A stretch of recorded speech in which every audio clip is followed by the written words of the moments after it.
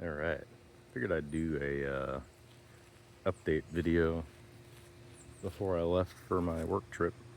Got a little bit of time here on my lunch break, so just kind of go through some stuff. Just gonna do the general state of things.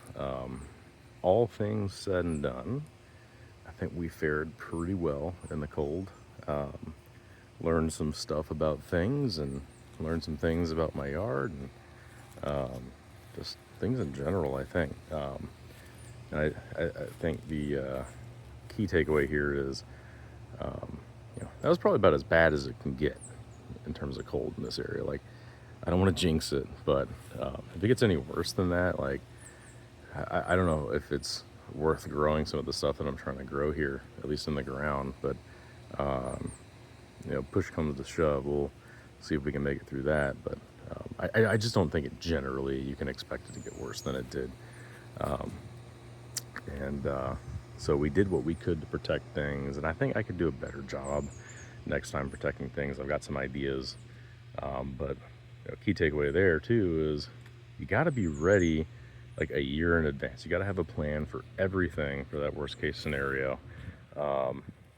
Even down like to South Florida, like it didn't matter if I was here or there, I would have hit the same issues. Like, I would have had damage to the same things that I have damage down there as I do here, and so it kind of changes my perspective on long-term goals too in terms of where I want to end up. But I think if you can have a greenhouse, doesn't even have to be a heated greenhouse, you can get away with taking care of a lot of this stuff. I found that with the Achacha, it looks no different than it did before and after the cold. And actually, it looks better after the cold because it's starting to push out a new growth right now. Let's take a look at this guy. Like, so we got some just beautiful new growth coming out pretty much on every section. Even down here, we got some like growth coming in on the inner branches. Let's see if we can get it to focus. So like it's looking better than it ever has in the ground. It's been set back from the hurricane in 2024 because it was tipped over completely. But yeah, so and one thing I want to point out is the Achacha was right next to this Valencia Pride. Now, it said the Valencia Pride was much taller and harder to cover, but they were covered in pretty much the same fashion, save for I did have a frost cloth, or a couple layers of frost cloth on top of the Achacha compared to the Valencia Pride here. But the Valencia Pride got hit. Like, it didn't die back this far, if you watch my other video. I went ahead and just cut it back because I didn't want to have to deal with that split that I accidentally put into it. And I saw the beetles trying to get in there and do their black magic to the tree. So I got rid of all the dead wood that I knew for sure was dead. And then since we were removing so much, I just am shaping it to the shape I would prefer since we're already removing this much. So anyways, but like you can see how close they are. Like this spot in the yard is pretty dang cold. So they got definitely the same ambient temp. They both had the same heat source filling up their little covers that they had. And but the Achacha didn't really get hit, but this guy did, and even this one, this is about the same size as the Achacha, covered it in the same way, and the lemon zest you can see is going to die back pretty good. So I don't know, is it safe to say that Achachas are more cold hardy than mangoes? Maybe to ambient temperature, maybe not to frost. I'm not sure what the difference is there on those guys, but like from what I've seen, even just like Darcinias in general, for the most part, like as long as you keep the cold or the frost off of them, they seem to be able to take the cold for longer periods of time than I would have assumed. And a lot of it I think maybe has to do, like especially with these smaller ones because they're closer to the ground.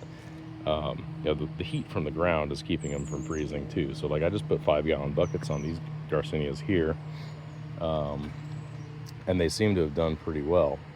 Like literally no damage at all. They might be a little yellow from the cold, but they're not losing any leaves. They look exactly the same as they did for the most part, before the cold. And I have all these lukes in the ground that look pretty good, but these were in after the cold. But I also have this Luke's Garcinia right here. All I did was put a 5-gallon bucket over it. I think I put a towel on top of it too, but I'm not sure how much that actually helped. But yeah, so they did pretty well. So I want to say that the Garcinias, at least the South American ones, or the New World Garcinias, are much hardier than a mango in terms of handling ambient cold. That's what I'm saying. There's a lemon drop. Got a little bit of burn on the top where the leaves were touching, but no damage anywhere else.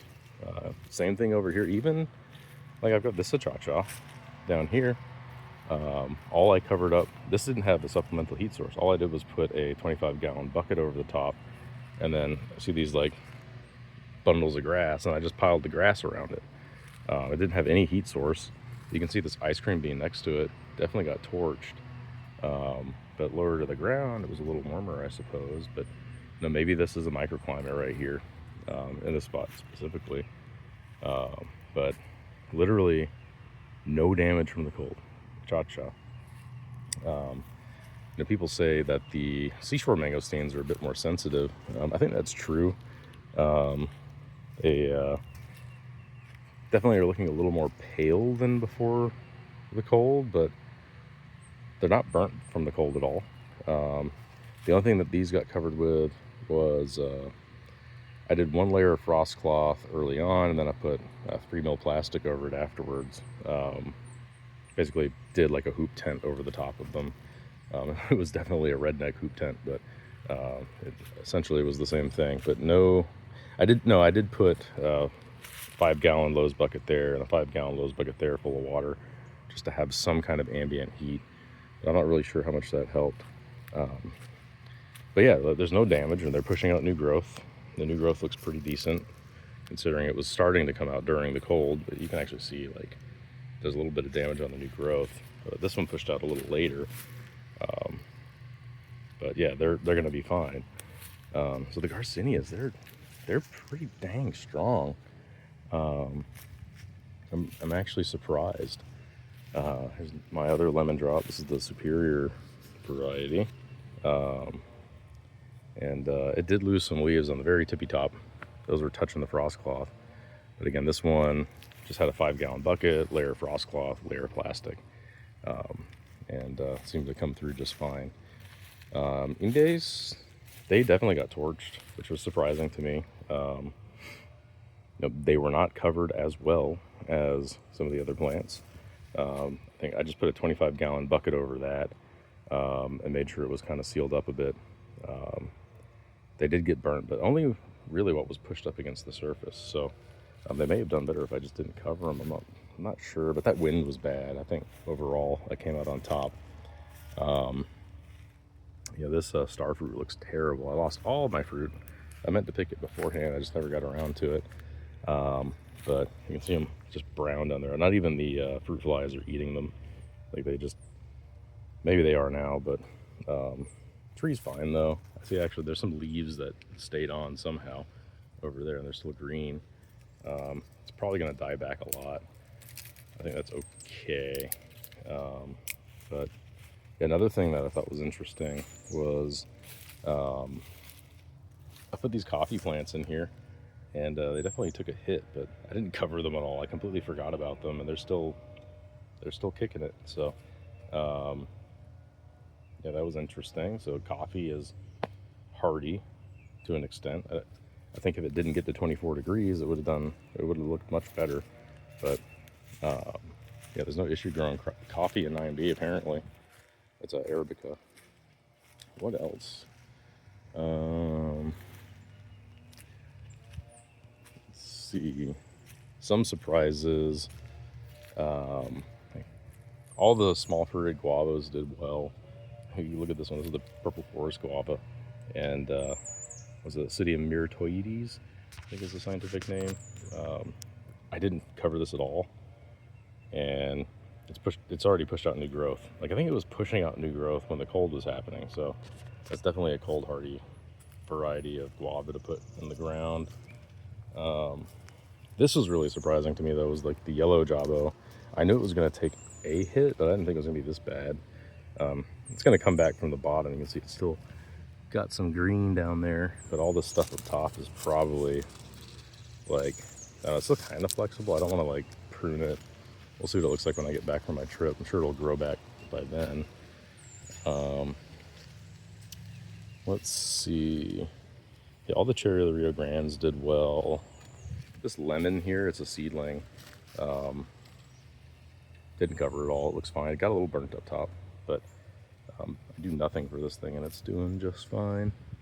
It's probably like 3 years old from seed at this point, and hoping we'll get some lemons off it in the next couple of years. Let's see, do we got those? Seeing if we got any of those dang psyllids on it, but I don't see any. It seems to do okay over here in the shade. I haven't really seen them on them.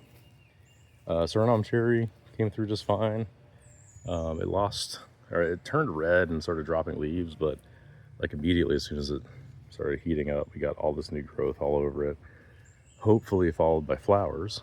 It didn't give me fruit at all last year, but it's looking pretty good. So that's another one you can throw in the ground and forget about. I did cover the Sabros. This one's actually looking really good now too. All the new growth is coming out. Just because I didn't want to set them back, but I don't think they needed it. I didn't cover the red jabos, and they came out just fine. Like the tops of the plants that got touched by the frost, and plants that got hit directly by the wind lost their leaves. But I think like the reds, the Sabras, they can handle it. The Oblongata can take it.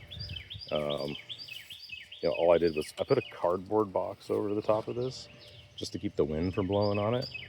But that's all I did there.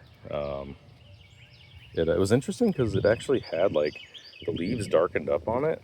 I think if you go back and look at my video, like they looked like they were burned, and then the leaves turned back green.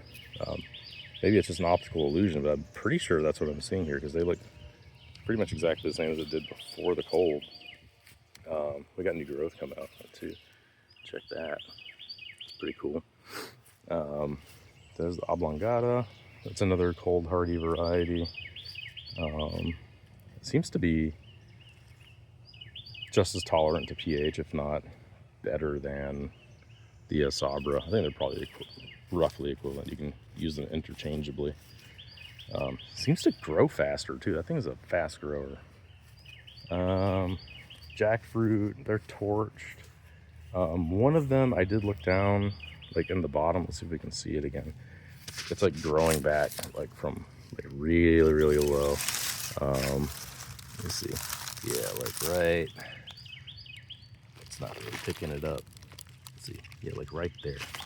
I see a little dimple coming out, and even like right here on this one, I guess you can see the little white speck. So I think they're going to come back from the base. Once I actually see it starting to pop out and like going up, we'll prune it back.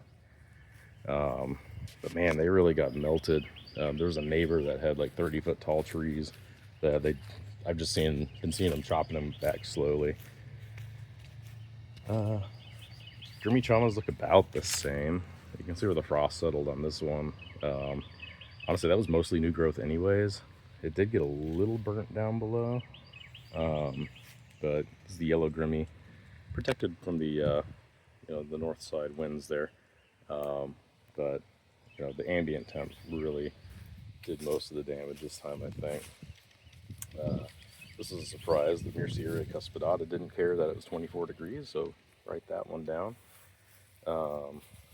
Ice cream beans are starting to come back from the base. I thought they were going to come back up higher, but I guess not. But they still got a good root system, so they'll grow super fast. I mean, these are for chop and drop anyway, so it's kind of doing the job for me. This red was out front, or it's not a red, it's a Sabra. So it got hit head on by the winds, and I did have it covered, but all of this was touching. So let's see. And then obviously the peaches and plums are loving it. We got a whole bunch of flowers on the plums. We got flowers coming out on the peaches. It's going nuts. And I showed off my Grimmel, which is starting to pop back.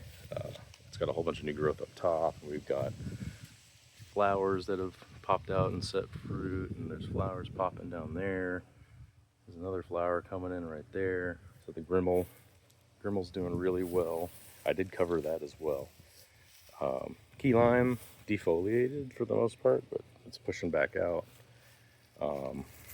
We quadruple wrapped this thing with frost cloth and plastic. This is my sweet tart mango, just because I just grafted it, but it looks like we're all good down here. I'm not too worried about it. This jackfruit down here I cut back, but I don't know if it's going to come back. It's still kind of oozing a bit, but it did take the north winds direct, completely uncovered. But planted an orange cherry of the Rio, the regular cherry of the Rio, completely cold hardy. You can take the cold for quite a while, it seems. Same with the strawberry guava, it did not care. Pitanga tuba's defoliated, but they're already growing back. Pretty strong. Same with the Batomba down here. I put a little seedling, did well. And here's one of my reds. You can see where the frost settled. The Burkhartiana, the Eugenia there, did well. I just put a bucket over the top. It has no damage on it from the cold. The wax jambu I did not protect. Actually just kind of pruned it back a bit because this is all dead. It might be okay from the base, so I'm not removing it. We'll see what happens, but I did plant another syzygium next to it, just in case this one doesn't come back. If they do, we'll see if we can get some kind of like crosses going on here. But this is the Syzygium polycephalum. It looks a lot more pretty. So it's ornamental. I hear the fruits are actually pretty damn good on them too. There's like an entire culture based around these fruits.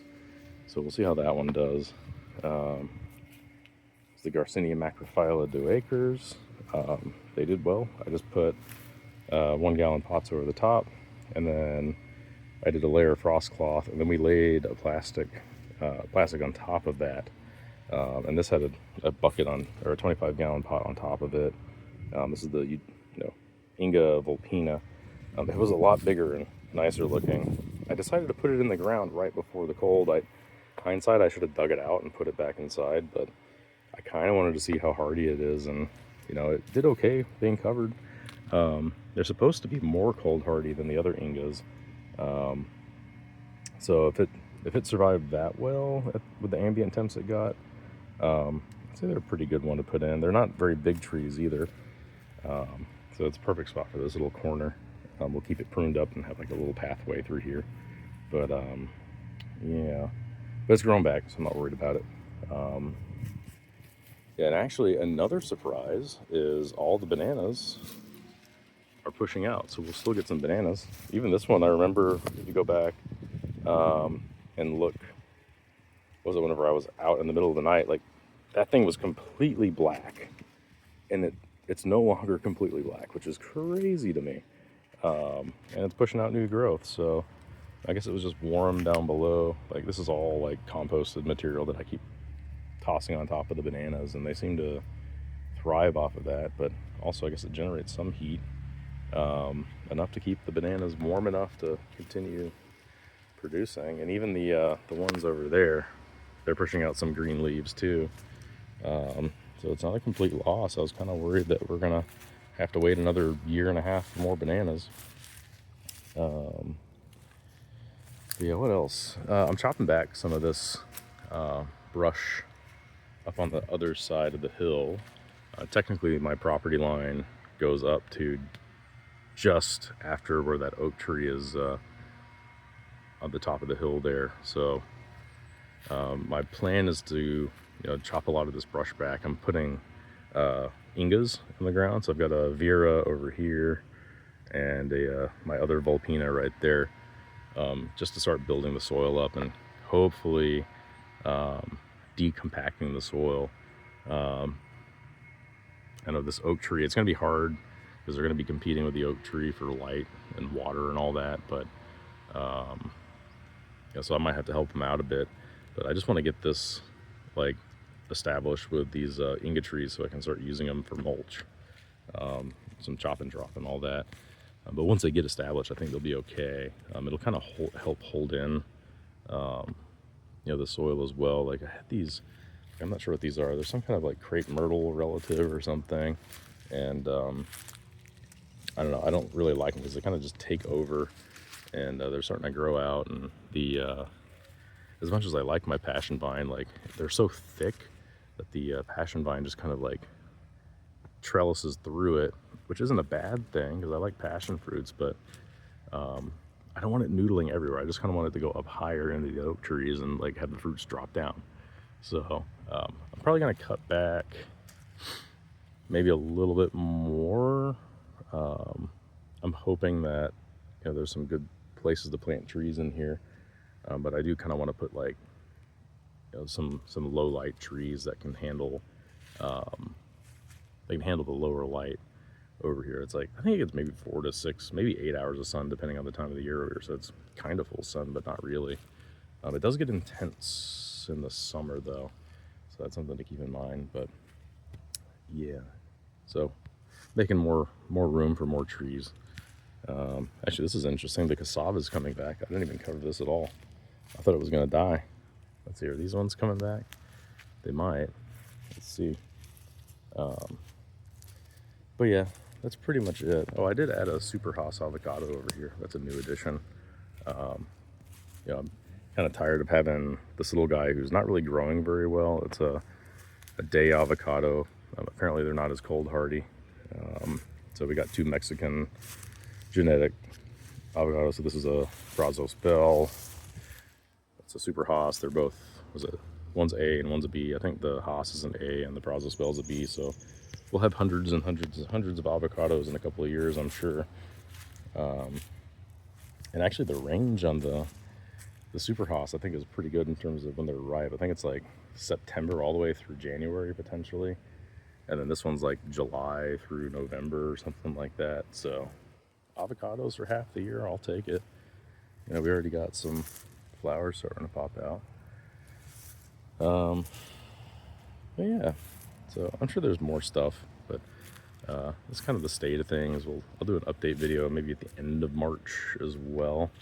Kind of see how things grow back and if they do or not. And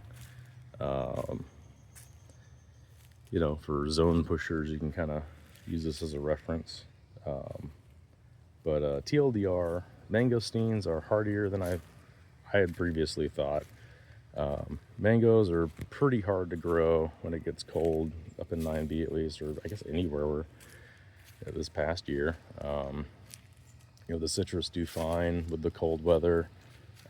They come back from it pretty easily.